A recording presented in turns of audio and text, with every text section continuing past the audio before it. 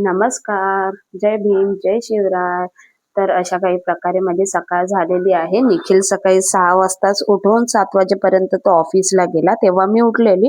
त्याच्यानंतर मी परत झोपली आणि नंतर मग आता उठले आणि मी माझं बेडरूम वगैरे सगळं काही आवरला आणि त्याच्यानंतर बाहेर गेली. बाहेर गेल्यानंतर कसं कधी-कधी आम्ही रात्री खूप थकतो. उशिरा जर का कोणी ऑर्डर दिली असेल तर त्याच्यामुळे हा पसारा तसाच राहिला आणि ती घासायची भांडी होती. तर बघू शकता तुम्ही 9:30 वाजले. चला तर मग आता केस वगैरे नीट विचारते आणि लागते आपल्या पुढच्या कामासाठी. तर मी काही अशा प्रकारे तयार वगैरे झाली आणि बाहेर गेली.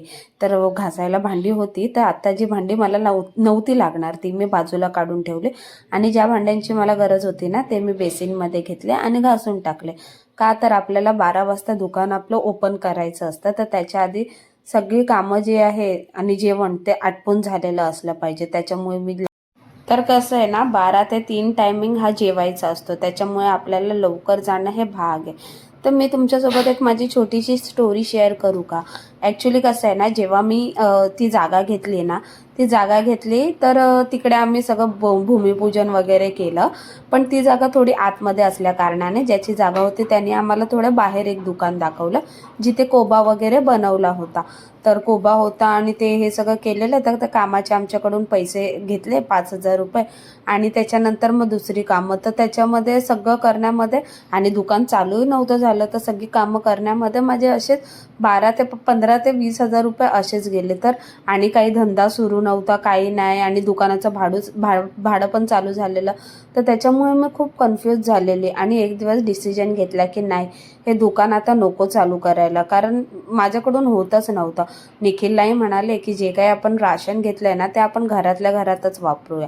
तर त्याच्यानंतर आम्ही त्या जागेवाल्याला फोन केला आणि त्याला म्हणालो की आम्ही दुकान खाली करतोय, तुम्ही दुसरं कोणीतरी बघा. तर मी आणि निखिल खाली गेलो ना, पण त्या दुकानाकडे बघता क्षणी आम्ही जी काही स्वप्न सजवलेली ती आम्हाला आठवली आणि असं वाटलं की नाही यार, एवढं फक्त पैशाच्या कारणामुळे मी हे दुकान बंद ठेवू असं नको करायला.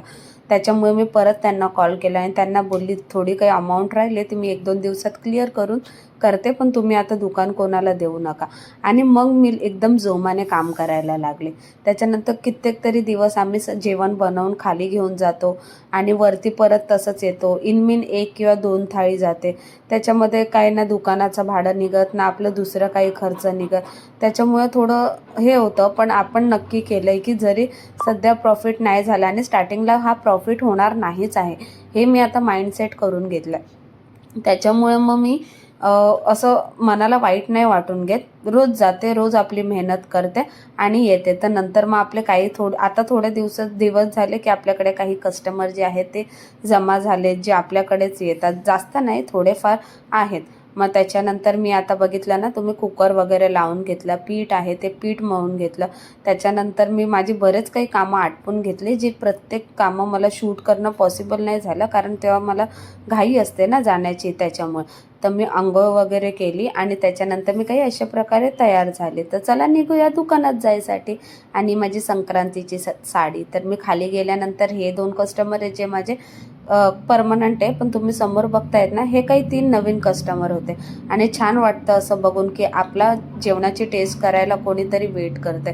हे बघून मनाला खरंच खूप समाधान वाटतं. मग घरी आले, सगळे भांडी वगैरे घासली आणि त्याच्यानंतर आम्ही जेवलो वगैरे, मग भांडी घासली आणि मग सगळं आवरून खूप थकून गेलेली. त्याच्यामुळे मग किचन वगैरे आवरलं आणि आता मी चालली आहे झोपायला. तर तुम्ही बघू शकतात निखिल पण झोपलाय. निखिल बाय बोल. बाय.